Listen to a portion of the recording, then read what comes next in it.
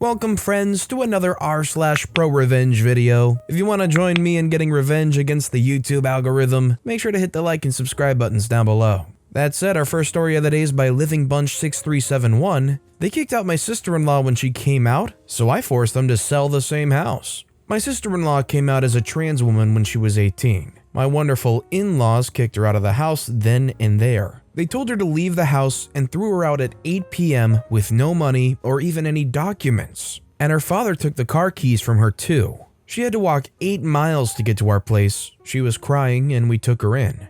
This is horrible behavior, but my husband and I would have just cut them off if it was all they did, but they doubled down. They refused to hand over any of the documents, and my brother-in-law had to go over and barge into their house to get them. They also cleaned up all the money in a joint account. She had saved up $8,000 working part-time all through high school. They took the money and also sold her car, which was in their name. They were trying to ruin her life as much as they could. My father-in-law is a small-time businessman, and his biggest account was supplying my employer. I had helped him get the contract, and it was very lucrative for him. My employer was a family business, and they treated long-term employees more like family than as employees. I was talking to my boss about what happened. He told me that if I could find someone within 5% range of the price my father-in-law offered, they would make the switch. My father-in-law offered us really great rates. He was very good at his job, but he had messed up the contract because even though we always bought from him, we weren't obligated to buy from him. We could switch suppliers anytime, but he got complacent and assumed we wouldn't switch suppliers. It took me 6 months of painful searching to find a supplier who could replace him and get us great rates. This was not a major part of my duties, and I had to put in way more hours than normal to find the darn supplier, but when I did find them, I waited for a month before informing my boss. See, my in-laws had been planning to do major renovation for a long time, and it involved tearing down a major portion of their house. I waited until the renovation work had truly begun before informing my boss. We started to get supplies from the new supplier the next month itself. It crushed his business. It freaked his unit economics, and he had to scramble to find new customers. They ended up having to sell their house to save the business, and they didn't get a good rate for it because the house was well half torn down when they sold it. My in-laws did try to get money from my brother-in-law, but he told them to mess off. My father-in-law is a decent businessman, and he did crawl his way out of the hole they dug for themselves, but even 8 years later, they still haven't bought a new house. I've heard they're still sour about what happened. I mean, I was just doing my job, and if they had just kicked her out, they would still have the house. You know the saddest thing about parents like this? Oftentimes, there's parents who are so against the idea of their kids being LGBTQ+, but if the same kid went and shot somebody, those parents would stick up for them, or at least would still associate with them. In situations like this, does it surprise you how many parents will gladly turn their backs on their kids? Let me know what you think in the comments down below. Our next story is by DJ Duke of Spook. When your ex tells you to move out while she's on a work trip because the guy she cheated on you with is moving in, you get very creative moving out. I did this to an ex who asked me to move out while she was on a work trip and told me she was coming back with her new boyfriend. We were still together when she left. I got these little noisemakers, battery-powered ones the size of a quarter, that emit sounds at just the right volume that you aren't sure if you really heard it. So quiet that 2 people could be sitting in an average-sized room, and while one could barely hear it, the other wouldn't hear a thing. They last ages and fit perfectly in light fixtures and in wall outlets. I got a box of 20 of them for like $100 on eBay and got so creative all over the house, her car. I even hid them in a boat her father got her. Rich family, and she grew up sailing. Now, these little jerks make a noise at completely random intervals. Could be minutes, could be hours, could take the whole day. They cycle noises like children laughing, a dying breath as they call it, a whistle, scratching noises, some other ones I can't remember, but you get the idea. It was so unpredictable, it was near impossible for someone to just figure it out. Months go by, I get a new place, get my life back up. Now, we had a few friends in common, and one of them I kept up with. They were kinda sour about how she ended things, but they had grown up together and kept the friendship, loosely talking and catching up on occasion. I never really asked her, but one day we get to talking, and he's wanting to prank some friends on a camping trip, so I tell him about the noisemakers.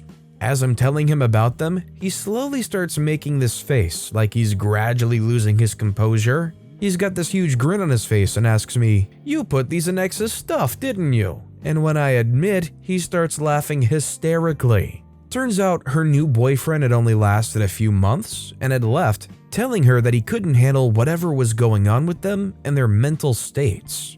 Turns out for a while they had both heard things and sometimes only one would hear them, which gave the illusion that something really messed up with them was going on in their heads at different times. They couldn't figure it out, and eventually he wanted out completely. And having run down all the crazy list of stuff people who are hearing voices would think, ended it believing he'd been infected with some brain worm the government was putting in vaccines, or something like that. It was amazing. I hadn't expected to hear anything about it. I rode that train for weeks. When it went away, I got another hit of that high. She moved out, told her parents she didn't want the house and to give it to her brother or sell it. Wouldn't tell them why. I always tell people who ask about her that I held no grudge, and don't tell them the part where I totally messed with her so bad I overshot the got her backstage and hit the blissful state of satisfied with my work. My wife knows the story by heart because it's her favorite one to tell. Just imagine laying in your bed late at night and you think you can hear from the other side of the room the faintest baby crying sound or some weird breathy sounds. I'd be probably thinking I'm nuts too. All I know is it would drive me insane and I would do my best to try and find the source of it. This next story is by Lagomorph Lover. Movie ruining kids get wet pants. Want to see a movie with my friend? 5 or 10 minutes into the movie, 3 girls came in and sat down in front of us. They were on their extremely bright phones, scrolling loudly through TikTok and talking, laughing, etc. This went on for almost half an hour before I said something to them. Previously, I had turned to my friend and asked if they were serious, which got them off their phones for less than 1 minute. It was so over the top obnoxious, it was almost as if they were trying to ruin the movie. I said, "Please stop," and they didn't. Then they got up and left. I was grateful. Until they ran into the theater 5 minutes later, laughing and pushing each other, on their phones, loudly, talking, just being the worst. They then did this again and again. After the 3rd time, I told my friend if they did it again, I was pouring my pop out on their seats. When they got up again, I stood up and poured a large pop, 32 ounce, a few sips, all over their seats while I walked by. They'd left their hoodies and purses there. I tried to make it casual, but it was somewhat loud. Got to the back of the theater and made eye contact with a woman who clearly saw me, but she nodded in approval with a smirk. Sat back down and they came rushing back in. They sat down and immediately jumped up. One of them was looking around like, "Who did this?" But no one said a word. I looked around behind me and everyone ignored them. Some people smiled at me. They left, but of course came back, except they were a bit more stoic and way more quiet. ETA, the seats are leather and get wiped down between people so they won't get ruined for future patrons. They also had purses and hoodies in the seats that got most of the moisture. I do feel bad for the employees who had to vacuum a wet carpet and clean up my petty revenge. If there was a group of people that were doing rambunctious things and ruining the movie experience, and somebody clearly walked by and accidentally spilled all that liquid all over their seats, I don't know if I would rat them out personally. Does that say bad things about me or not? Would you guys ever mention anybody or rat anybody out that did such a thing? I'm kind of curious. Like, what's the right thing to do in that situation if you're a third party? Our next story is by Rocks on the Water. Flirt with my boyfriend in my own home? Don't expect a comfortable stay. A while ago, one girl that was my roommate's and boyfriend's friend was going to stay over off and on over the next month. But then she decided to move in on the couch with roommate and boyfriend's approval without me knowing, which I wasn't happy with from the get-go, but oh well. She was going through hard times and I was trying to be nice even though I thought she was being sketchy. What annoyed me too was that she wanted my 2 cats to stay locked up in my bedroom because she was allergic. They love the couches, they get cleaned I guess beforehand, and not being confined. They would get restless during the day and night and act out once in a while. Well, I went through something traumatic, almost died, and wasn't doing well. Well, while I was in the bedroom that night I came back from the hospital, I could hear her flirting with my boyfriend in the kitchen while he was getting me water.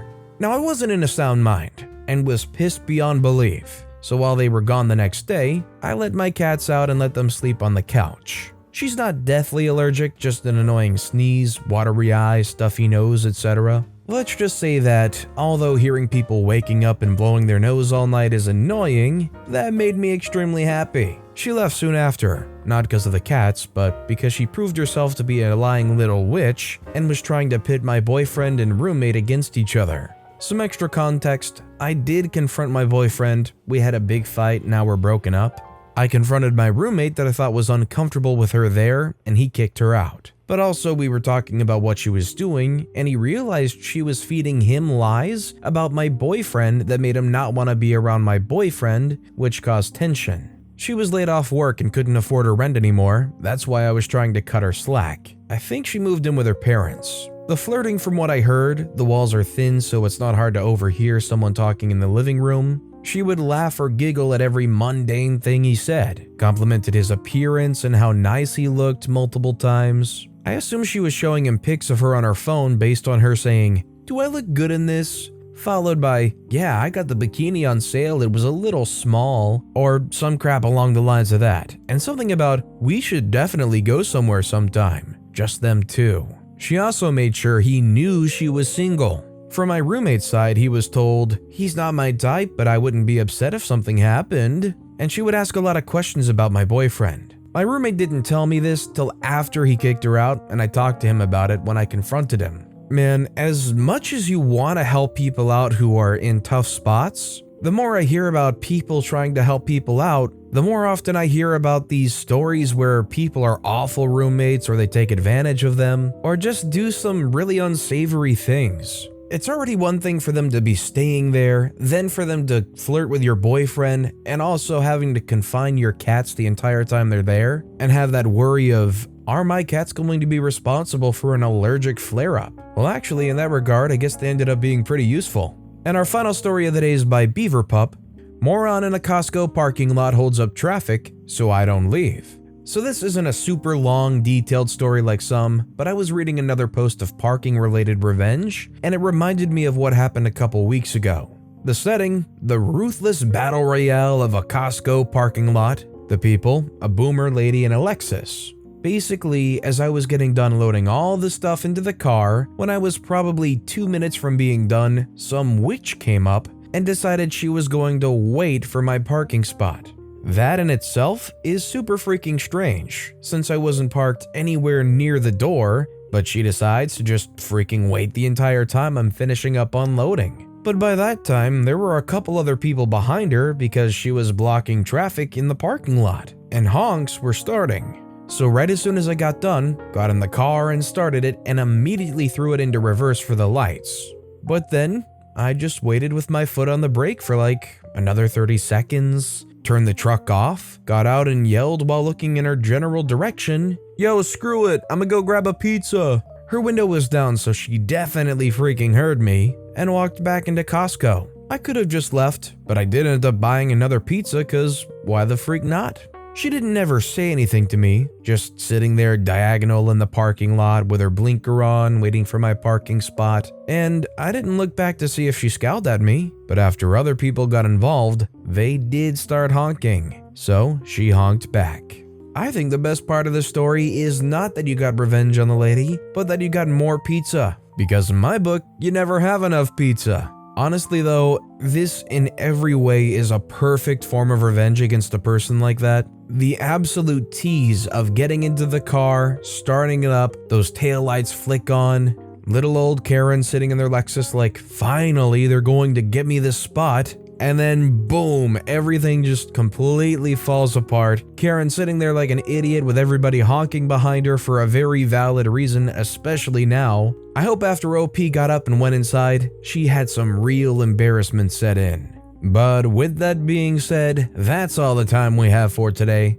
So of all these stories I've read today, which is your favorite and why? Let me know in the comments down below. And if you haven't yet, if you could like and subscribe, that would mean a lot to me. Whatever you do, whether it's liking, subscribing, turning notifications on, all of it helps grow this channel and I appreciate the heck out of it. So until next time, I'll see you all tomorrow with some more stories.